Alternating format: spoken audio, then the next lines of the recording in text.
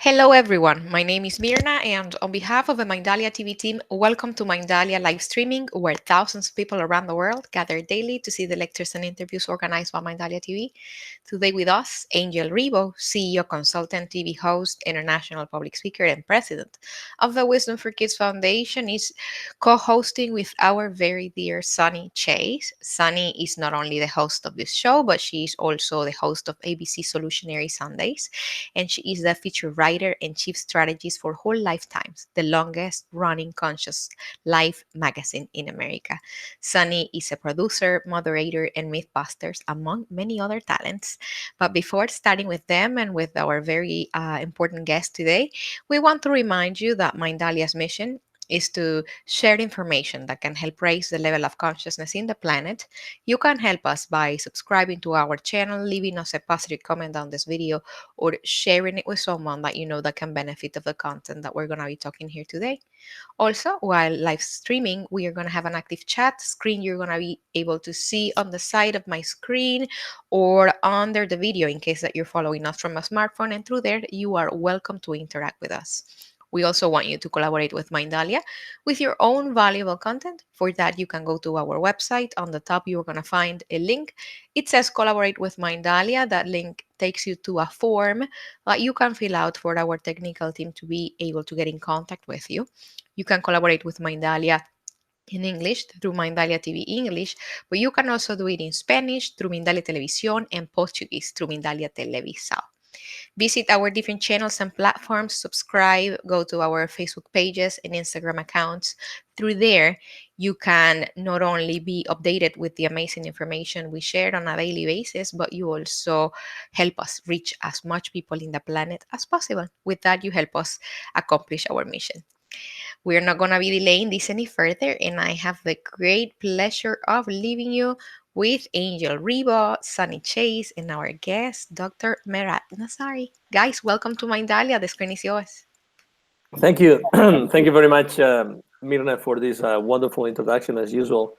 And welcome back to the show as every single Thursday. Sunny Chayes, the one and only. How are you doing today? Doing well, doing well. I'm so excited because as we've been talking about, this is now the beginning of my new year. You know, my birthday was June 1st last Saturday. And the month before my birthday, I was working on cleaning out anything that I felt was not quite in integrity or wasn't finished, kind of Mercury in retrograde, kind of cleaning everything up and getting everything organized. And then now I'm stepping into the new year, and I am really excited to have a conversation today about enlightened negotiation, because our guest is Dr. Nazari, and I think it's such an important time right now. Of course, we have so much going on politically in so many different areas of our lives where communication is all over the place, actually, and there's a lot of just confusion about how to even stand in the world or speak in the world or be in the world. And I think there's fear in all of that. And so before we bring Dr. Nazari on, I wanted to read a quote that he has in his amazing book, Enlightened Negotiation. And this is a quote by John F. Kennedy, which I just love. "Let us begin anew, remembering on both sides that civility is not a sign of weakness. Sincerity is not always subject to proof. Let us never negotiate out of fear, but let us never fear to negotiate." And Dr. Nazari also says in his introduction, this book is so incredible, I just want to show it to our people. I underlined so many things in here that I could just chat the whole day about that. Something that he says about negotiation and sort of standing in our spiritual or our sacred world. He says, to demonstrate and awaken the genius within us, we must master the art of collaboration, co-creation, in the spirit of oneness, dignity, and fairness. By bridging the worlds of materiality, business and money, governance, personal, family, community, and global, and spirituality, actualization of our authentic self, enlightened negotiation capitalizes on our spiritual essence, inner wisdom, and authentic values in business and governance to help us enjoy a meaningful life experience. It also presents business principles that are equally important to spiritual organizations in order to create a sustainable spiritual entity for lasting guidance. So I wanted to start with that and start our day and start my new year with the possibility and the probability and the absolute knowing that by getting at what we really want, for me going through my birthday, it's like, what do you want for presents and what do you want in your new year and all that? It's like, yeah, what do I really want? And I don't completely know, to be honest. But I think that for me to interact with other people and get what I want out of life, it would be helpful if I could first of all figure that out, and then use all these beautiful tools in this book to interact with all the lovely people I'm going to play with in the rest of my life to come. So, if it's okay with you, Angel, I think we should just go ahead and bring on Dr. Nazari right now. I have to honor you before we do that, because we don't have this many occasions throughout the year to celebrate your birthday, number one. So happy birthday in the name of everybody here in Mindalia TV, number one. Number two, there's a lot of things happening behind the scenes every single show. And I have to actually praise Sunny because of her courage. There's a lot of things happening in our lives, and not everybody has the courage, even if it's our birthday, to say, I'm going to make this new year of my life count and really count. And I felt this power, I felt this energy. And it's not a coincidence that we have Dr. Nazari with us today. So thank you for obviously sharing what you have been thinking and what you are doing every single day. And it's because I think it's so related to what we're going to be talking with Dr. Nazari. Like, there's a moment, because we have all this inertia in our life. There's so many things happening that suddenly we decide, out of courage and bravery, we stop and and I guess this is important also for negotiating, but please introduce our guest. Sunny, I just wanted to say this to honor you today. Thank you so much. Thank you. I really love you. Thank you. Oh my goodness. Well, I'm going to bring on Dr. Nazari, and there's so many things that I'm going to say about him, and we're going to drop him out through the show, but I'll just give him a little bit of an edification here, and then we'll bring him on. And this is from the back of his book. I'm just going to make it easy for us and get to the point. For 30 years, Dr. Mehrad Nazari successfully merged the business, academia, and spiritual worlds to become an award-winning business leader in Southern California, professor of international business and negotiation, and highly regarded meditation and yoga teacher. He holds a PhD in leadership and human behavior and an MBA, and has been guided by some of the great spiritual masters of our time. He is the founder of Enlightened Negotiation, and that is a consulting and training organization dedicated to transforming the way the world interacts and negotiates. And one other thing that I want to say about him is that he was, during the time of the Paris peace talks in 2015 at the United Nations, to bring 193 countries together, or hopefully more, for the climate agreement. It was an extremely difficult negotiation to bring in India and China and these little countries and big countries, and it was just something that had never been done before. And so the people that were sort of organizing and trying to negotiate how to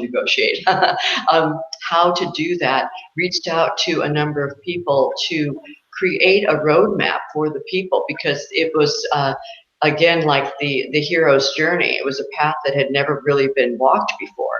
And so Dr. Nazari was asked to bring his brilliance and wisdom to the conversation and to that journey to make that happen. So I so honor you, Dr. Nazari, for having this voice in that brilliant and sacred and delicate negotiation. So that's my introduction. Let us bring on Dr. Nazari. Hi, welcome. Thank you so much. Thank you, Sunny and Angel. And again, thank you very much for the wonderful work that you are doing in the world. The world needs it, and I honor you for what you do. Thank you. Well, thank you. Well, Would you, is there anything you'd like to start out with or in response to what we've been chatting about so far? Because I know you've been listening. Actually, there's a lot to be said. First of all, negotiation is a concept that a lot of people don't understand. They use it casually, and they only believe that negotiation is a big transaction when you buy a house or sell a car or get a job. But every time there's expectation of exchange, implicit or explicit, of goods, services, action, or behavior, it becomes negotiation. And we do that frequently every day in our lives. And my book, I refer to it, you actually compare it to breathing. We, as a living entity, we must breathe. We are oxygen dependent. But how many people take the time to learn how to breathe properly, how to access their breath, which is really vital for state of our health, mentally and physically. Yet we are oblivious to the fact that it is there and we are doing it, but we don't take the time to improve it. The same thing goes with about negotiation. We are social animals. We are social beings. We must interact. We are interdependent. We won't survive if we don't interact. But unfortunately, we don't take the time to learn the skills to make our journey toward the good negotiation more successful. We don't do that. And that is one of the concern that I have, and that's why we are talking about this subject. The other part of it is there are languages, there are cultures that there is no word for negotiation. In my own mother language, my mother tongue, Farsi, in Turkish, in Chinese, in Japanese, there is no word for negotiation. There are words for haggling and bargaining, but people show up with a different mindset. The first step is just for any transformation is awareness, and then education, and then transformation takes place. So I'm glad to the fact that we are here and talking about this, bringing that out to the public for awareness that anytime there's expectation of exchange, we are negotiating, which is different than communication, which is different than persuasion, is different than interaction. It, they are all part of negotiation, but once we realize that we are negotiating, it requires a different skill set. So if I may, I'm going to say the orange story really fast, if that's okay with Angel. Okay, so the orange story is a story that you speak of in the book, and it's about, I'll shorten it up. So you were with your niece and nephew, and you were wanting to be resting, and you were gracious to bring your niece and nephew with you back to a place where they could play. And before you knew it, just as you were resting, there's a havoc is breaking out, and the kids are fighting over, who can believe it, an orange. Of all the things, they have toys, they have all this stuff, and they're fighting over an orange, and they're not quiet about it. They're pretty passionate about it. And throughout the book, you use it as a kind of a tool to bring us along. But the punchline with this that I think is so rocking is that you take the time to really sit down and chat with them and say to the little boy, your nephew, so what is it that you actually want? Why do you want this orange so much? I mean, you're just about ready to throw it out the window so that neither one of you have it. What do you want this orange so much for? And he says, because I'm thirsty and I'm hungry and I want it for that. And you even say, can you have a glass of water and a banana? Will that work for you? And because he was young and just whatever, he was just all about the orange. And then you ask the niece, his sister, or your niece, why do you want it?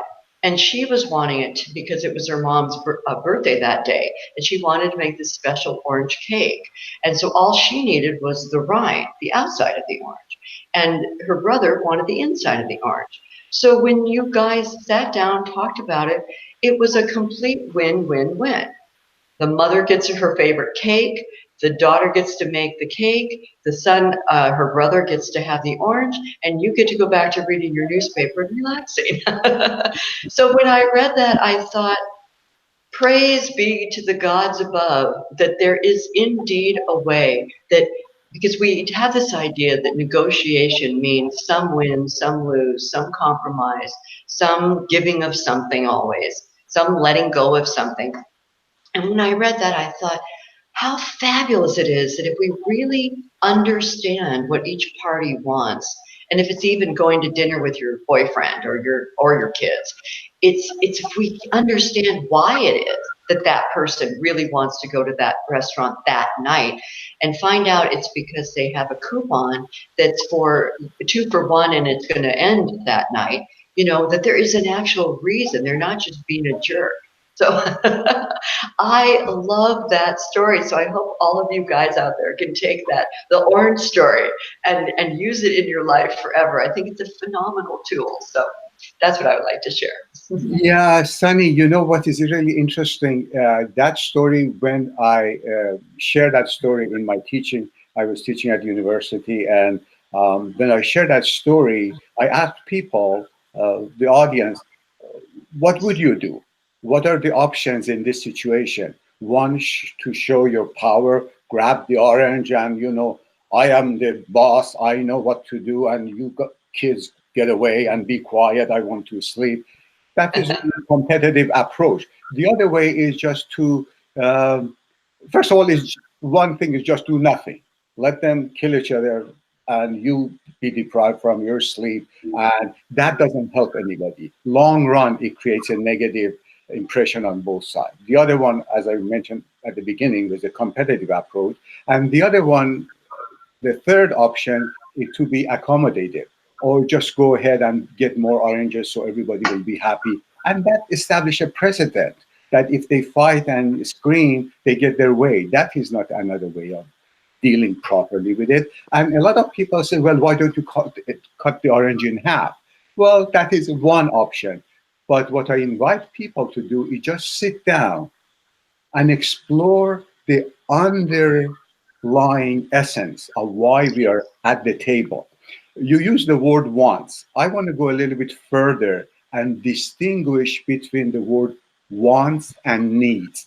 What Okay. is it that we need? Needs are things that we must have in order to survive. Wants we would like to have.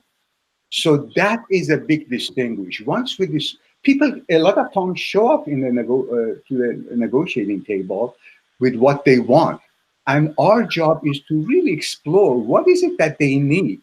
If they're thirsty, a lot of things could, you know, take care of the thirst. But if you want a specific item, we just come with that specific position, and that keeps us in a locked position. So we have to go, why do you need this type of a drink?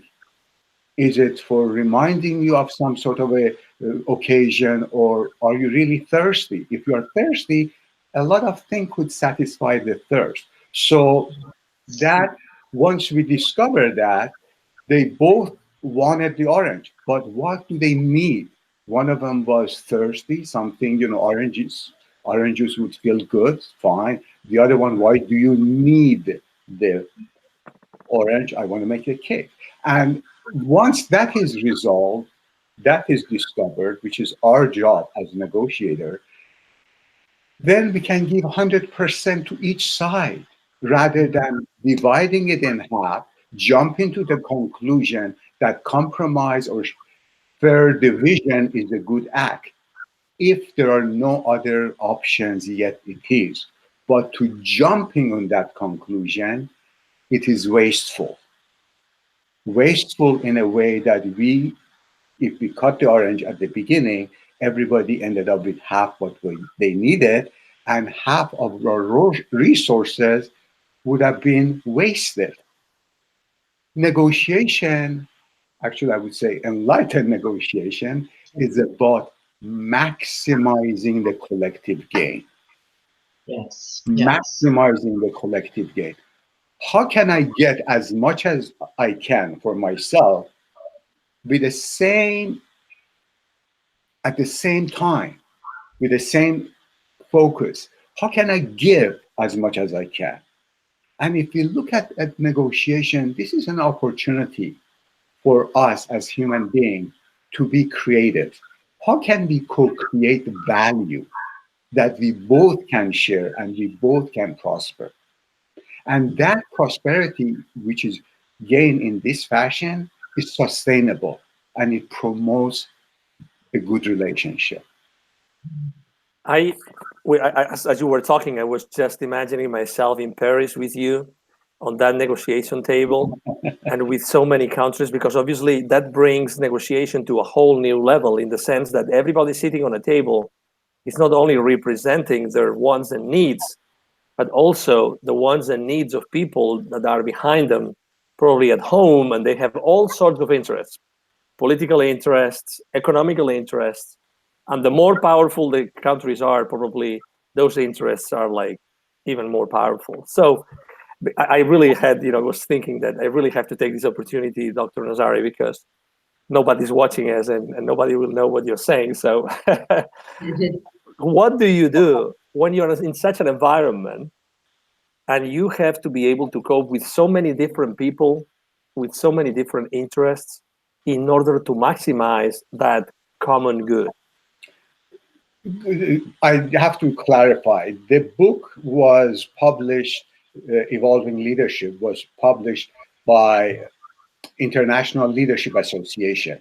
Actually, this book was right after the Paris Agreement was completed. There was no implementation. There was no roadmap for implementation, and the book is really the roadmap or lessons for implementation. However, back to your question, in any situation, yes, they are complex, but we can break it down to the smaller items. And one thing, as we talked earlier, is about educating people. And why are we at the table? What is at risk? We all share that common risk. We all share that benefit comes from the behavior properly. So once we bring out those things that bring us together and why we want to avoid, once we have that commonality, a lot of people step up to the plate. And then from there, step by step, taking the roadmap to such an agreement, which was historic. And it wasn't easy, but for the first time it happened. Now is a matter of how do we implement it? How do we really practice it?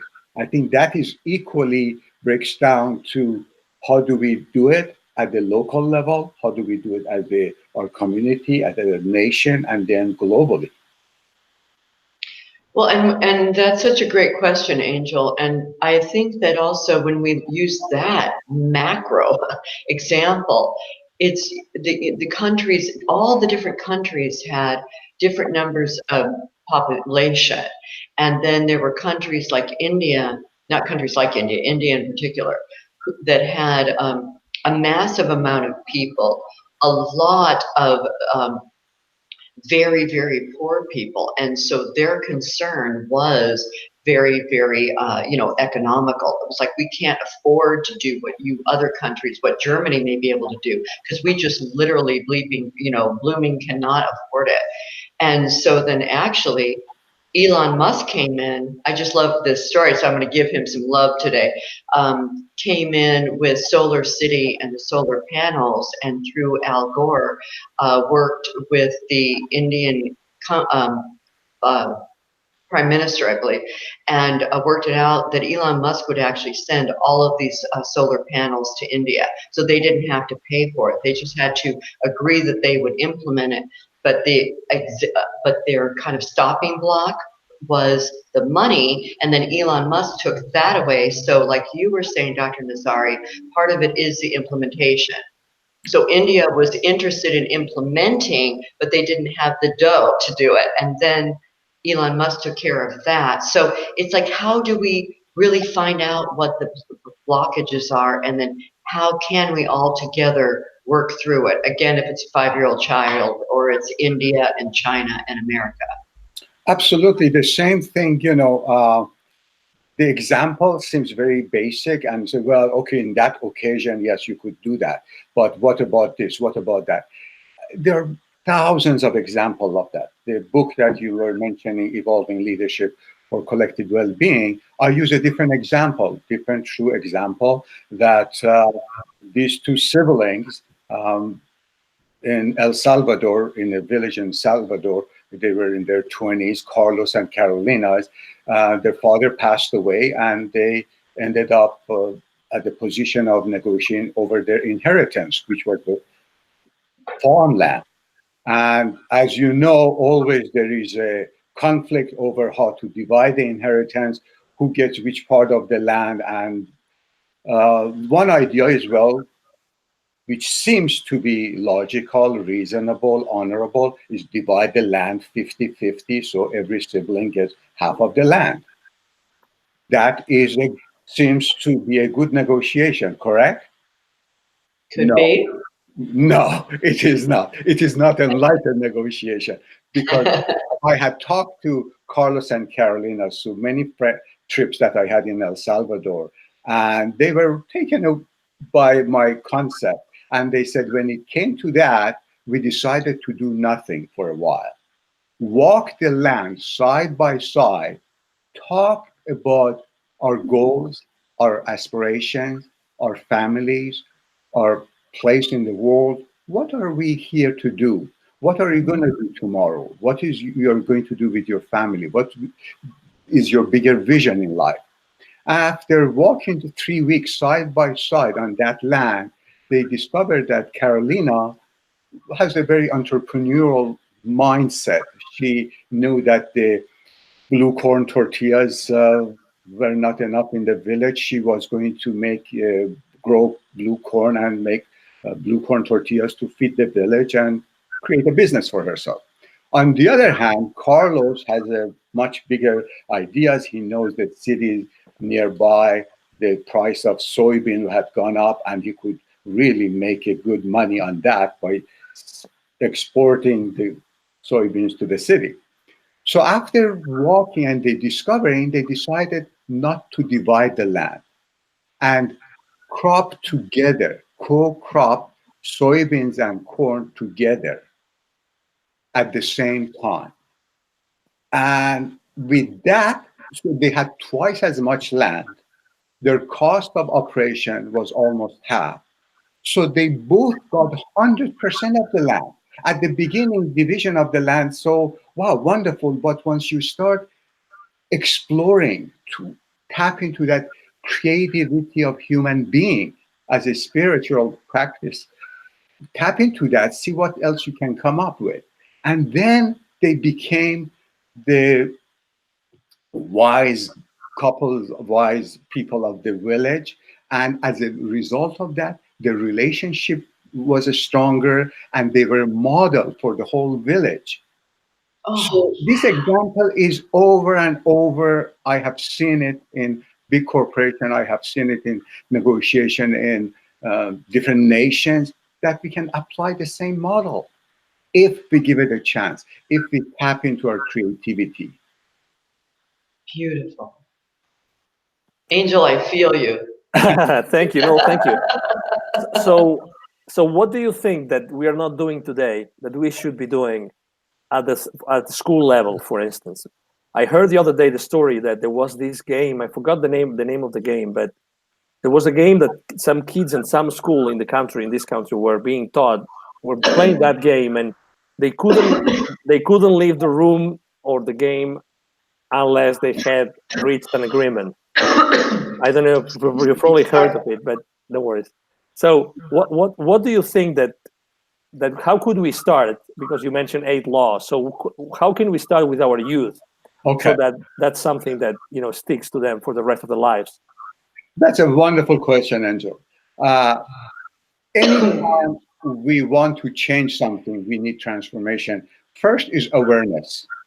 To be aware there is such a issue, such a problem that we want to resolve. And then is a matter of education, and finally we see the transformation.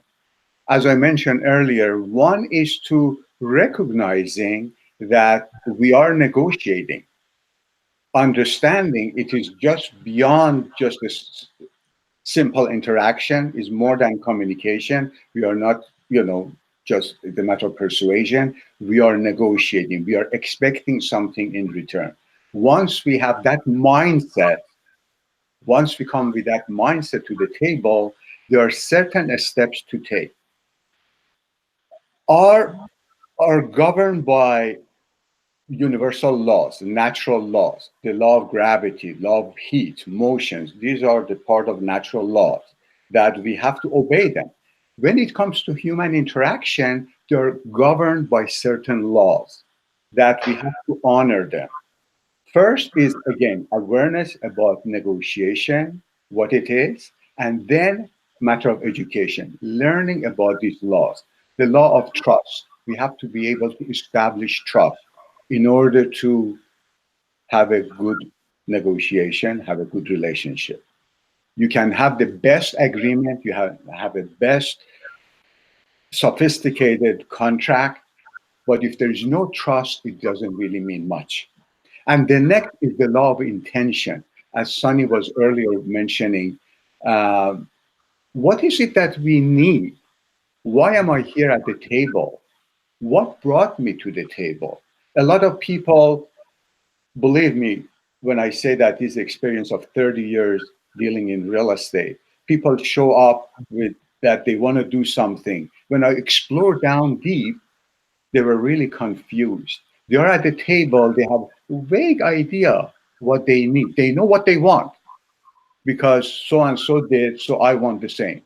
But what is it that you really need? Seller or the buyer? And once we have that goal set that I am here at the table to maximize my gain, at the same time, I do anything in my power to see what I can give. How can we co-create value so we both can elevate and maximize our gain? That is the law of intention and the law of communication. To be able to share that, to be able to explore, discover, and create our negotiation. There are certain laws in communication. Any of these subjects, we can spend hours and hours. And then the law of strength. Strength is about knowledge. What is it that you're after? What is that they are after? What is the context that we are negotiating? And the law of creativity. I really put a lot of emphasis in the law of creativity, which is the law of actually flexibility. A lot of negotiation are not successful because we are not flexible. Why aren't we flexible? Because we have not tapped into our creative part to create options. If you create options, different ways of satisfy your needs, then it's easy to be flexible. Unfortunately, we don't give ourselves a chance of to be creative as a result of that flexible. And then the law of manifestation. Yes, we have addressed all these laws. How do we bring it to the real life?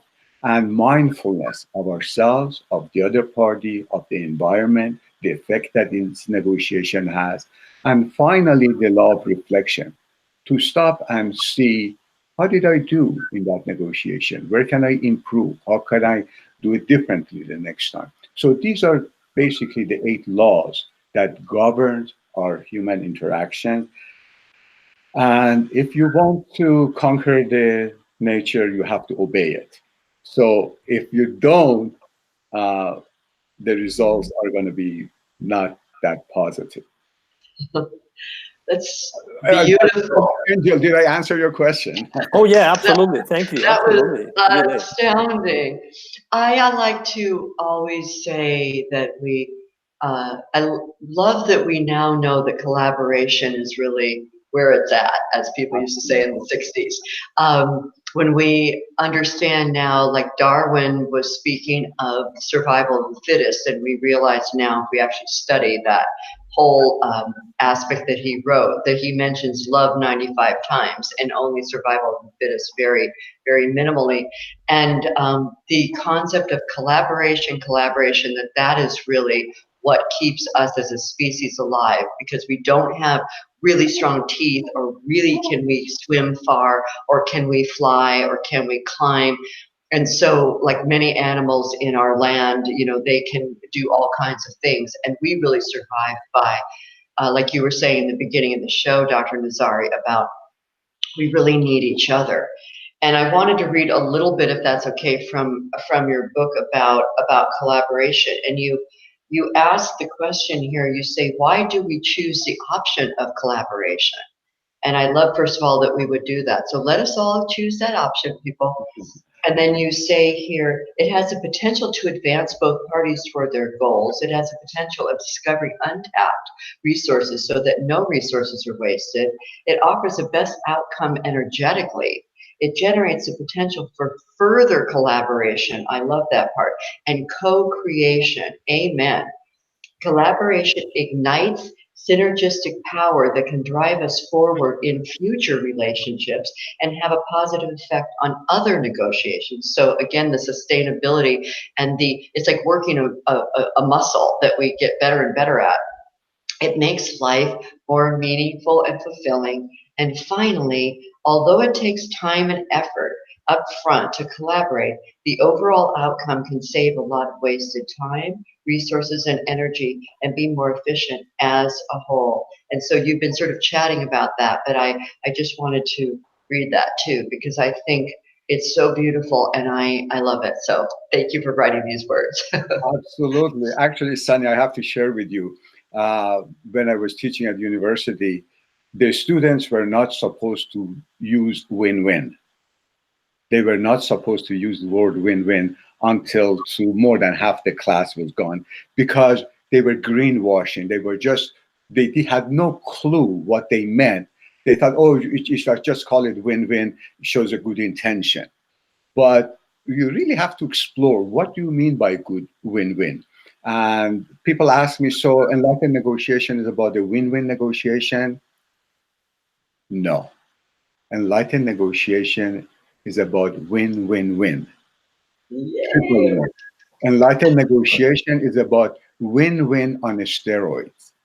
That how can this is just one opportunity. As human beings, we are put face to face to each other to co-create something noble, something magnificent. How can we step up to the plate and play the game at the level that we are supposed to, rather than mentality of scarcity? And how about opening it up? So how can we co-create? And it doesn't have to start with a big project. It started with these small things. When it comes up next time with your children, with your friends, with your spouse, try it, give it a chance, and see how different it is as far as them and you, and the effect that it has on everybody else around you. That is what I'm calling win-win-win.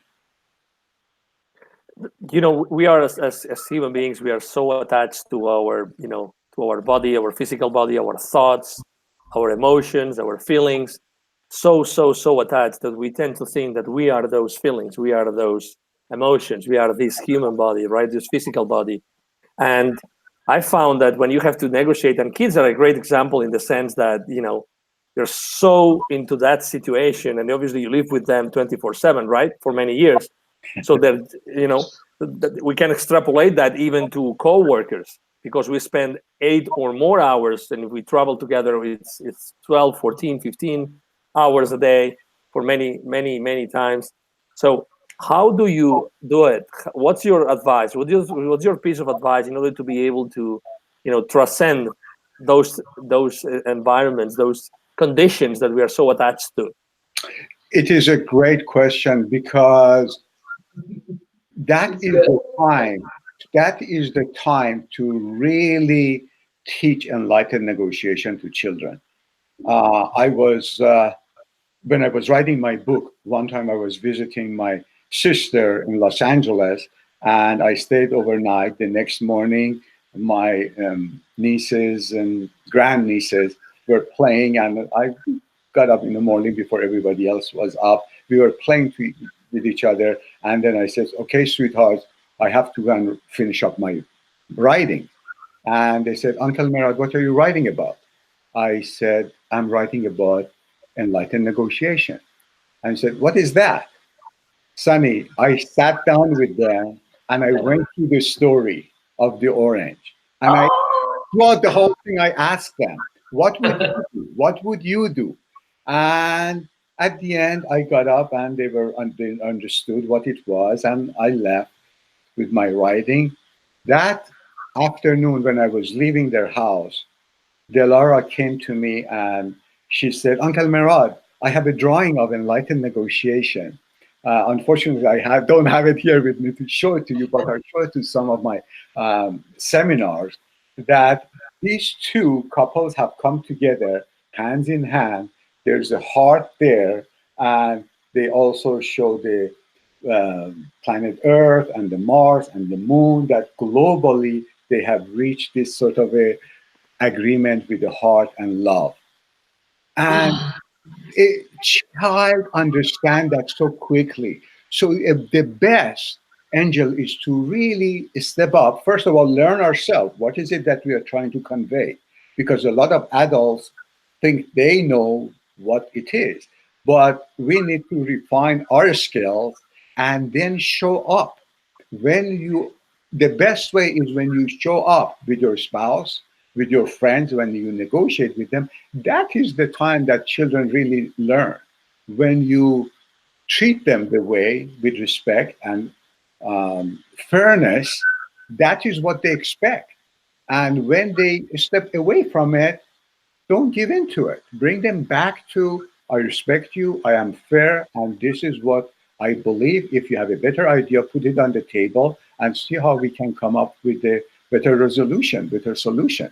So it takes time, and we cannot change this natural behavior overnight. It takes time, like if you're growing a plant, you have to nurture it, you have to water it, you have to give it sunshine. So that is the way to deal with children. Allow it time, allow it this principle to be established one by one, and you'll be amazed the result that they come. They're gonna surprise you in a good way. I've actually found that with my kids that are who are older now, and the way that I would be with them when they were little, I see them. They went through some stages where they might have been a little more argumentative and stuff, but I now see them when they're in business. It cracks me up because they sound so much like me. I have one son who will get on the phone and say, okay, so this is what I need. And are you the person, like let's say it's getting the bill down on AT&T or something. This is what I need. This is what I expect. Are you the person who can do that for me, or do I need to go to a higher manager? And he was about 17 when he said that, and I'm like, oh my goodness, the kids learn. One thing that I love that I want to bring up also that I'd love for you to chat about, Dr. Nazari, is oxytocin, and also, how this is a physiological aspect that we can tap into. And also just kind of, I want to not necessarily wrap up, but speak about there are a couple things that you said about creativity in the book, which I'd like to sort of quote from you. One of the things you say is and this is to you, Angel, I think that you so appreciate this. Creativity is a search into the unknown. I really love that. And this is something that George Bernard Shaw said, which we remember, I'm sure. You see things and you say why, but I dream things that never were and say why not. I just think it's so important at this time to be able to. I love that, Dr. Nazari, you're giving us a permission, an opportunity in any negotiation to be creative, to find a solution that maybe never was there, like with India and getting the solar panels from Elon Musk, or the orange story, or the land story, with growing soybeans and blue corn. I mean, how brilliant is that? So, thank you for that. And then also in the book, you were talking about kind of the physiological aspect, oxytocin and all that. So if you'd like to chat to that a little bit. Yeah, that is a wonderful point, Sunny. You were talking earlier that as human beings, we are designed to collaborate. And the best organization for as a sample is our human body. That 37 trillion cells are working in unison to for us to experience this life in this moment. And the moment, and every single cell is work together. They all know they are interdependent. They all do their job, and nobody claims independent. The moment one cell decide I am different, I'm independent, and act independently, that is the beginning of cancer. That puts the whole system in jeopardy as well as that cell. So it is understanding that we are part of the whole. I also have that quote from Einstein. A human being is part of the whole called by us universe, a part limited in time and space. He experiences himself, his thought and feeling as something separate from the rest. That is the type of the optical delusion of his consciousness. That understanding that we are part of the whole, understanding that we are designed to collaborate. We are hardwired to collaborate. And there are neurons in our system that they don't distinguish between self and others, the mirror neurons. So when we come to the table, our body is feeling this. This computer is accessing this information, processing this information. If you're open to it, we can use it for the advantage of both sides. If not, there's a good chance somebody may take advantage of us. And oxytocin that you mentioned, especially when I refer to the law of trust, they have discovered that the hormone oxytocin, they call it hormone of bonding, hormone of morality, empathy. When we trust or when we are trusted, we release this oxytocin. As a result, we are more open. So if you show up, somebody trusts you, or you trust someone, that hormone is released in your body, and automatically you become open to the proposal. As a matter of fact, during the study that Dr. Paul Zak was doing, one of the study that they were doing was that they invited a group of people to a fundraising for a very positive cause, charity, non-profit organization, and they sprayed oxytocin in the room. Oh.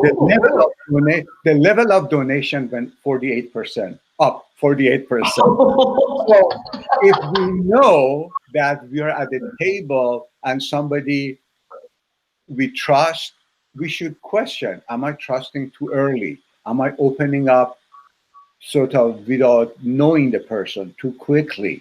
Or the other part is that some people, tricksters, they come and they trust you immediately and they show that they trust you. Then you open up and there's a chance that they take advantage of you.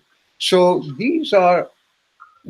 this instrument, this body temple, this gift that we have given has a lot of information. It's just a matter of being attuned to it and utilizing for the betterment of the whole universe, or just not being aware to it that is happening. And if I'm not aware of it, it's a chance that I'll be taken advantage of. And that is understanding that beyond the mental part, there are those physical parts that when we go to negotiation are at the play. They are doing their job. And for us, we have to open up to learn about these things. I find that there's a lot of people obviously working in, let's say, corporate American, corporate, you name it, in the world, that obviously they are suffering because they have a lot of conflicts in their workplace. There's a lot of things happening. A business, an organization, for profit or non-for-profit, has a lot of the moving pieces, and it's a complex world. It's a complex environment. Maybe compared to what a family is, maybe the one of the main differences is that there's fear, probably of like just stepping up and saying, hey, maybe we should, if I raise my voice and I say we have to solve this, we have to do something about it, I might lose my job, or I might lose credibility, or I might look like weak, or you just said it, they might take advantage of me. So what would you say is the right way inside, within the workplace? The good news is, Angel, corporate America is opening up. They understand that the old-fashioned way of doing business is not sustainable.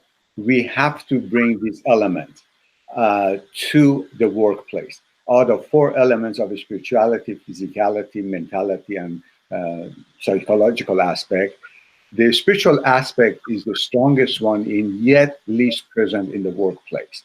So this was a study that was done, that's published in Wall Street Journals and New York Times. So corporate America is really opening up to this concept. And I'll share a story with you quickly after this. It's a matter of, again, being aware that this is happening and how do we bring it into our organization. It takes time. It takes planning. It takes creativity. To just show up one day and explain and raise your voice or pound on the table, that is not going to do the job.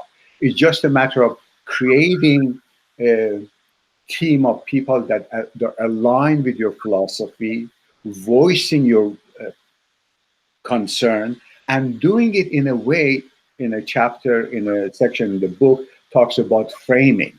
How do I frame my message that people are open and positive to it? They stay receptive to it. And these are how you gradually introduce those elements within the organization. A lot of my work, believe it or not, comes as a result of lack of cooperation, teamwork in the organization, which really, once you take care of it, the productivity goes higher, and retention has changed dramatically in many of these organizations that I've worked with. It's just a matter of awareness, education, and then transformation. And I will also add, and again, this is from the book. And again, I really recommend that everyone get this book. Let's see, I want to do it so there's no glare. Enlightened Negotiation, 8 Universal Laws to Connect, Create, and Prosper by Dr. Mehrad Nazari. And Angel, in the book on page 121, Dr. Nazari also says this. The good news is that the capacity for creativity is never really lost. It's always available to us. Other studies have shown we're capable of significantly increasing the number of original ideas we generate if we're given permission, meaning freedom and guidance in a secure and nurturing context. And Dr. Nazari goes on to say, flexibility and creativity are intrinsically linked. It's similar to breath and air.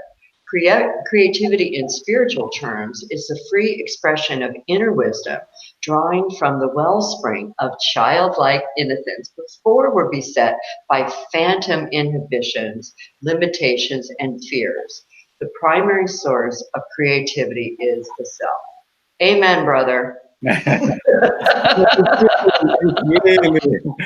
So, Yes, exactly. My salute to you too, because you're bringing out this awareness that at the end of the day, we have to recognize who we are as a human being, and we have put on this planet for a reason.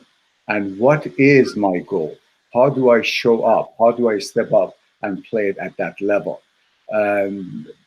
Both of you have referred to those limitations that society and training has brought us to, sort of limited us.